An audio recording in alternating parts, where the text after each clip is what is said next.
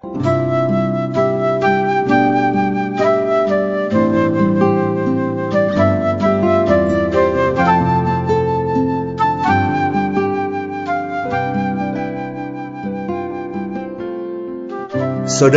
yang dikasihi oleh Tuhan Yesus Kristus, selamat bertemu kembali dalam program Arus Hayat Voice.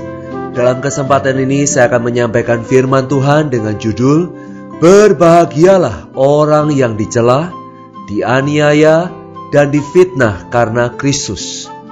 Pembacaan Alkitab kali ini diambil dari Injil Matius pasal 5 ayat 11 dan 12. Berbahagialah kamu jika karena aku, kamu dicela dan dianiaya, dan kepadamu difitnahkan segala yang jahat.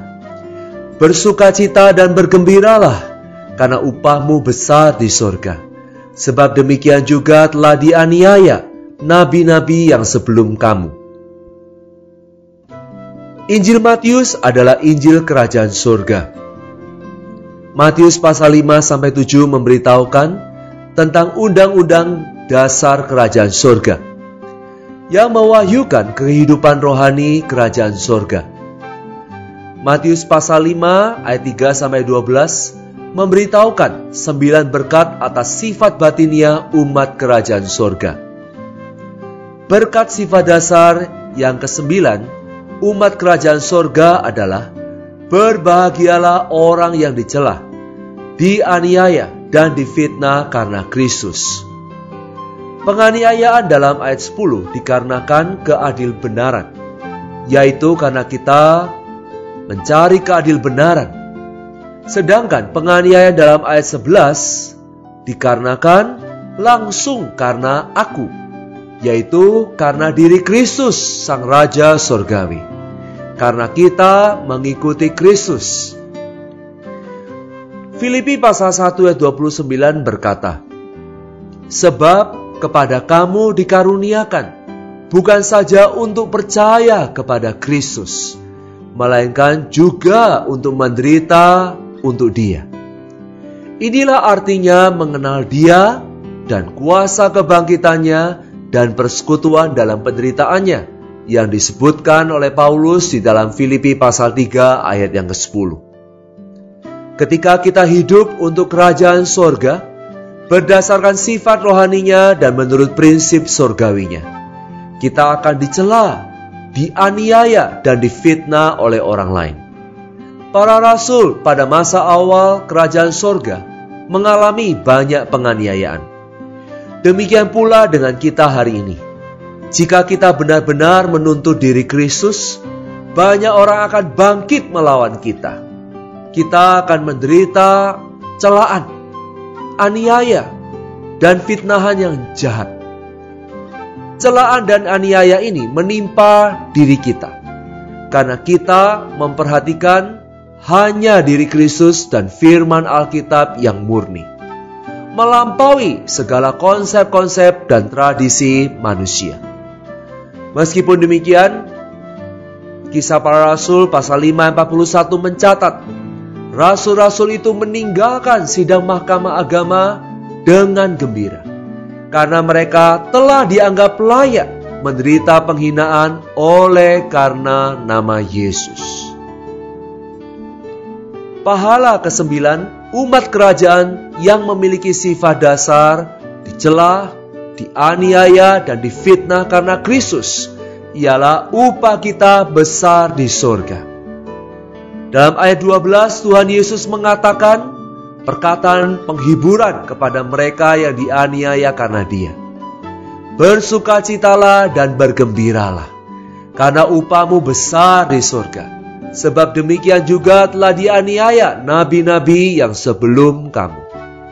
Tuhan Yesus dalam Injil Matius pasal 16 ayat 27 berkata, sebab anak manusia akan datang dalam kemuliaan Bapanya, diiringi malaikat-malaikatnya.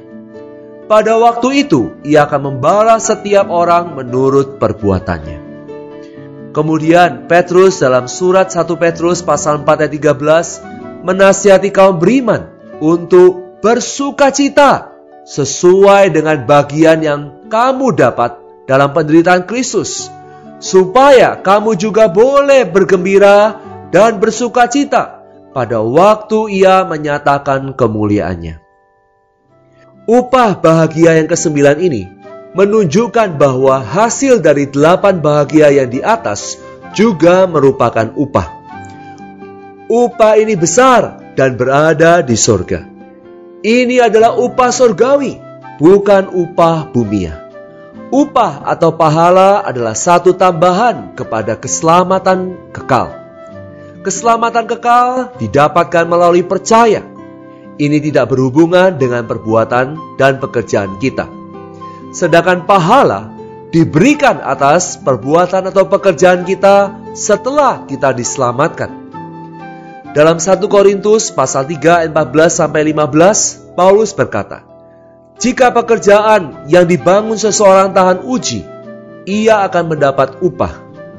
Jika pekerjaannya terbakar, ia akan menderita kerugian. Tetapi ia sendiri akan diselamatkan, tetapi seperti dari dalam api." Sekalipun kita telah diselamatkan, kita mungkin tidak menerima pahala, sebaliknya menderita kerugian, karena kita tidak melakukan perbuatan atau pekerjaan yang diperkenan Tuhan. Upah atau pahala akan diberikan kepada kita pada saat kedatangan Tuhan kembali dalam kemuliaannya, berdasarkan pekerjaan-pekerjaan kita yang tahan uji dan diperkenan di tahta penghakiman Kristus. Upah ini akan menjadi kenikmatan kita dalam kerajaan yang akan datang.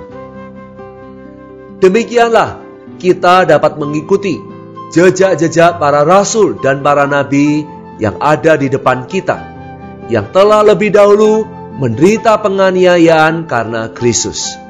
Semoga Tuhan membuat kita dapat bergembira dan bersukacita dalam penganiayaan karena Kristus, karena kita sadar bahwa upah kita besar di surga. Mari kita berdoa. Tuhan Yesus, terima kasih kepada kami bukan hanya dikaruniakan untuk dapat percaya kepadamu, tetapi juga untuk menderita karena Engkau.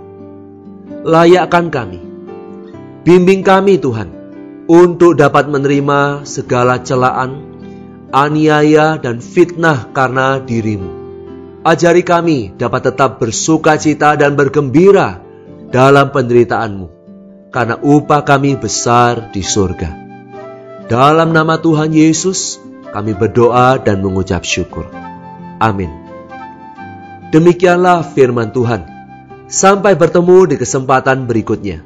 Kasih karunia Tuhan Yesus Kristus menyertai roh kita sekalian. Amin.